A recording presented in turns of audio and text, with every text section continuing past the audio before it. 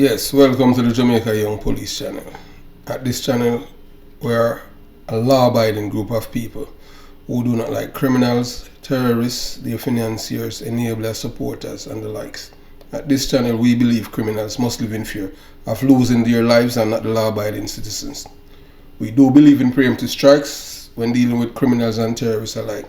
We want our community to be free from terrorists and parasites. Well, as you can see, looking at your thumbnail, yes, you're gonna see that's a man, one of Jamaica's most wanted men. Not only in Jamaica, but he was on the FBI most wanted list. So, right here, we're going to expose corruption within the police force and how it affects good police officers. And sometimes, when the police officers refuse to go along with their corrupt leadership, they will frame them and end up in jail. So I want you to listen to this detective. What happened to him with his corrupt supervisors. And he paid the ultimate price because he refused. When I say ultimate price, not with his life, but with his career. And they dogged him for it. And he paid and suffered.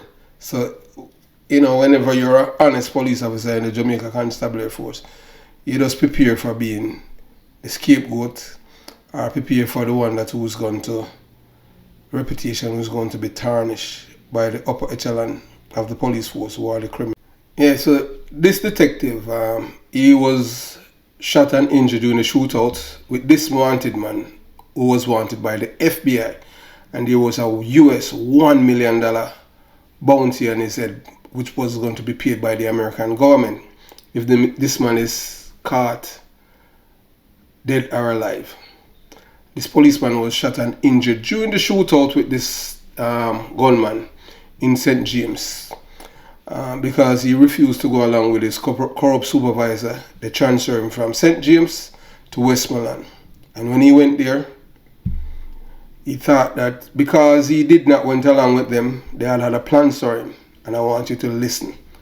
This is the police force that the corruption is still rife even to this day. Good police officers very rare make it to the top. You have to be a corrupter.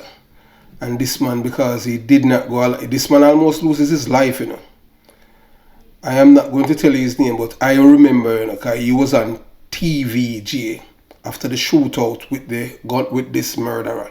Because this man was wanted for several counts of murder in America, plus in Jamaica. And this policeman was shot and injured during the shootout. But there was a US $1 million reward on the man. And the upper echelon of the police force, they wanted him to lie so that they could get the money. And he refused to lie to the US Marshals. And he was transferred from St. James to Westmoreland. And the next thing, this policeman, he paid with his character. So I want you to listen, my loyal viewers and subscribers. What really happened, cause maybe the whole thing was not explained in its entirety. So I want to just give you a recap of what really happened. Mr. Bernard, who was the crime officer, one day called me and asked me to investigate a matter pertaining to one guy named Dwayne, who is said to be I think he's a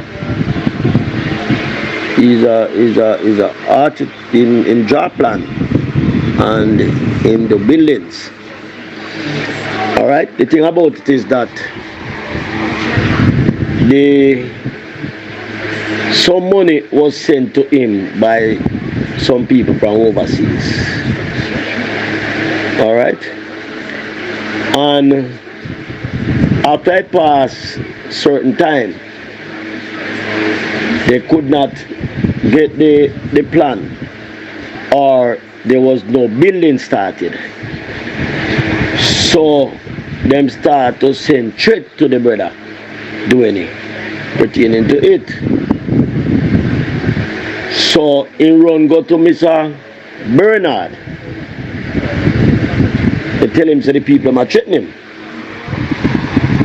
Alright, so Mr. Bernard passed on the information to me and asked me to do some investigations in it.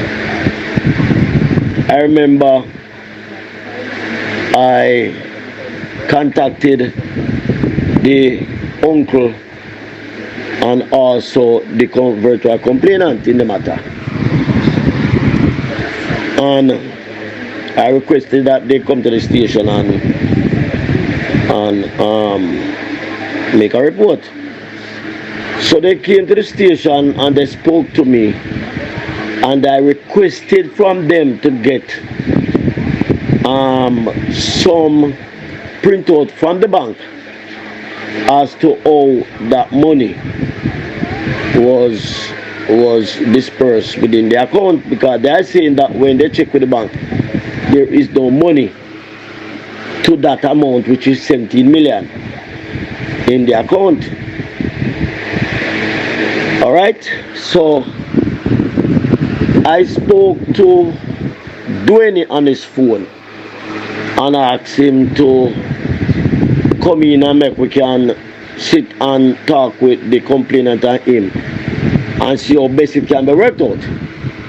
Every time that I call him and spoke with him, either him on his way to Ochi, he tell me say him have a work, him a do a Negril, some place him a been lonely, and there's always an excuse.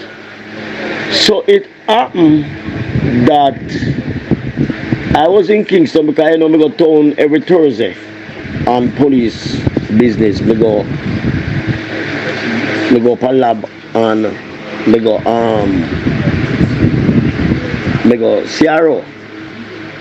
So when I was in Kingston the Thursday, I get a call from the police that was on patrol that Dwayne was pointed out to them by the complainant, and they were requesting from me what is it that they should do pertaining to him.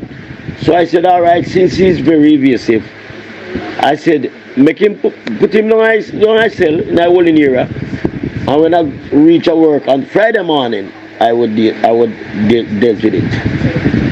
The Friday when I went in, I got the complainant, and they came to the station. We all sat in the CIB office.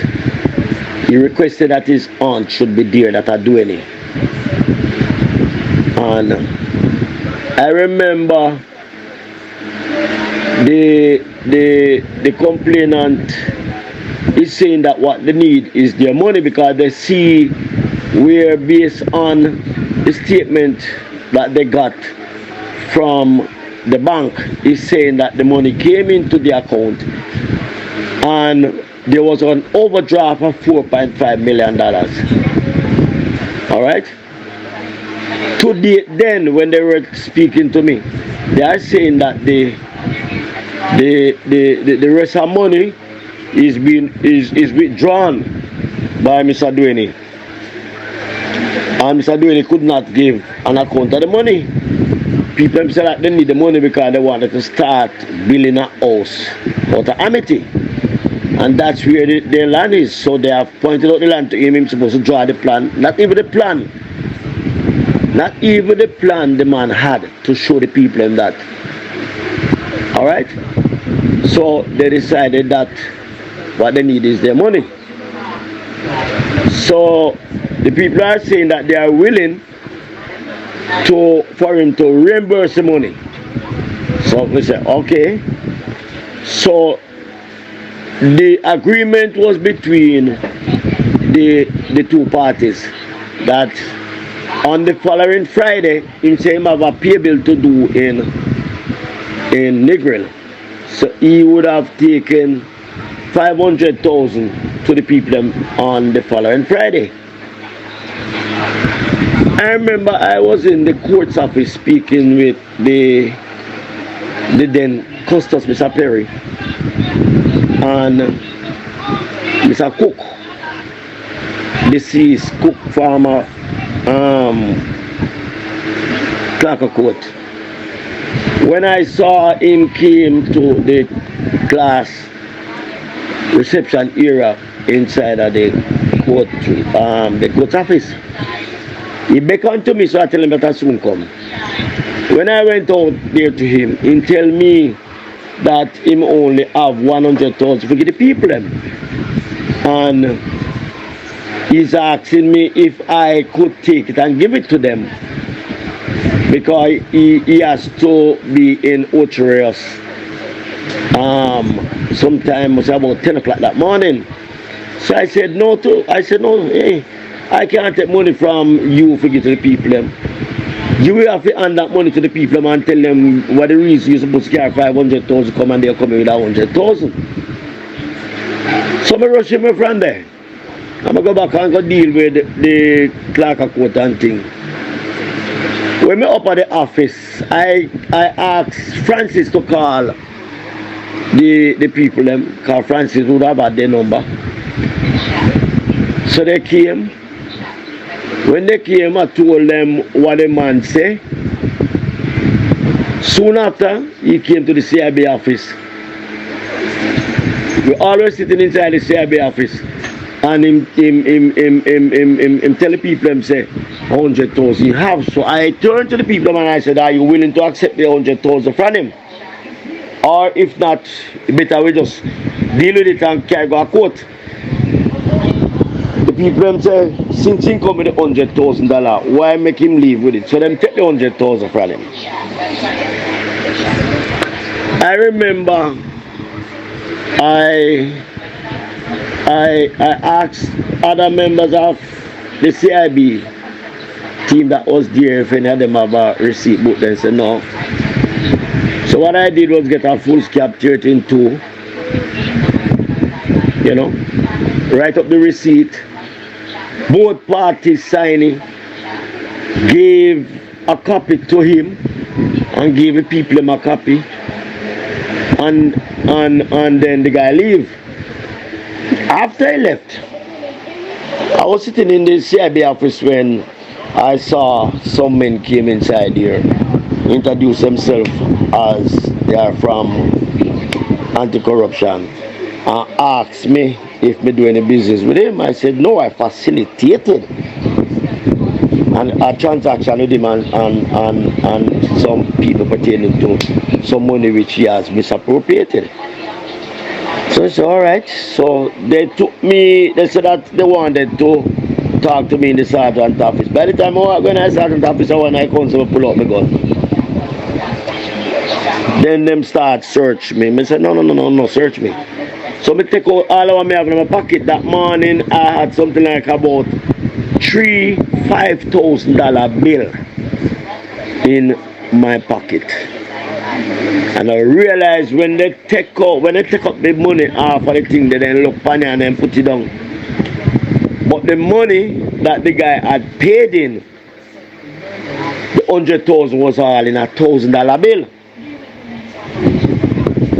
Now the uncle who came and collected the money was in the CIB office talking to one woman constable. She died over in Tulane the other day. She was working at MID and she's sick and died. So the company was talking to her in the CIB office. So when they didn't find the money what they want for me, you see when one of them go out and they make a call and then they coming back and then they say with the man again they deal with, and then one of them come outside and call the man by name, and the man came in, and when the man come in, ask the man if he can get any money from doing it, and the man say yes. Supposed to give me 100,000 and see the man take it out and give them. So I see when them check the serial number them, so I realize that they would have done something pertaining to the money. You understand me? Then take me the complainant and Francis. Take me and Francis go to Bartown in a St. James and take the man go to Freeport. You understand me? They did what them supposed to did. They had me in a lockup for about a week. It was 6 nights and 7 days. On the final day, they come release with the DPP, so they don't have no evidence to charge me. So from that, I did initiated. I think that I spoke to a lawyer in Kingston, and at one point the lawyer was requesting permission based on what they said, request permission from the commissioner to initiate court proceedings, which the commissioner refused. The lawyer went ahead, put it before the Supreme Court, and that is where the matter is from 2013 until today. The last thing I heard is that the Attorney General was supposed to file a defense, which they didn't. So the court is, I think the lawyer is now waiting on permission from the court to request compensation. So that is where how far the matter is now. And you know, as me say, nobody now go push me around, so my brother, me work hard. And regardless of what the amount of transfer I get after that. And even promotion was nil for me. That never daunted me. I finished up my 32 years. You understand me, brother? But me there, man. I'm still alive, healthy, the whole and strong, same way. So you have listened to the learned and esteemed police officer who was victimized by his superior. He was set up, he was jailed, and as you heard him said, he was transferred all over the place and been victimized, and he wasn't promoted. Before we go any further, have you subscribed to the channel as yet? If you haven't subscribed, you know, go ahead and click the subscription button. It doesn't cost a penny, a dime, a nickel for you to subscribe, and it won't clog up your phone memory. You won't have any problem. And click all so that whenever we at this channel release a video, you'll be the first one to receive a notification, so you'll be able to be one step ahead of others. Like the video and share the video with your loved ones, and most of all, comment below. So moving on, as you can hear, the detective says that he was ostracized, denigrated, and he was framed by the leadership of the police force, all because of this case. So you'll hear that in depth, you know. This is just a taste, because he was transferred from St. James to Westmoreland. So you'll hear the reason why he ended up in Westmoreland, in which it had to do with the most wanted man, that man that was killed, Upton Eric Brown, otherwise called Sandakan. And this detective suffered. He was shot and injured, and the next thing, because there was a $1 million reward out for this man by the FBI, and his superior wanted him to lie to the United States Marshals, and he did not, and he paid the ultimate price. So now you see who are the real criminals in the police force. It's not the little man that's in the office that mingle with other people. And if you have noticed, they are dismantled the CIB, because detectives, you know, are the ones who know the bad guys. Detectives don't even have detective can't even patrol in Jamaica anymore. Detectives they're supposed to remain in office. So that's the reason why I have the crime rate is so high. Because the detectives know the criminals and they focus on them. Uniform police are pretty much lazy police. Uniform police are like security guards. So they're leaving the security of the nation to the uniform police. I don't know for what reason, because the uniform police are the ones, they are not energetic, and they have the investigative skills and stuff like that to deal with the criminals. You understand? But the detectives are we, back in the days, we were the ones who would confront, Hope and Eric Brown. But the thing is that now the politician did not like that because they know that name brand police were effective. So St. Andrew Holiness along with Peter Phillips, they use Owen Ellington to dismantle the police force and make the police force impotent. So that's the reason why you have the crime is getting out of hand at this time in Jamaica. So there you have it. This is part 1.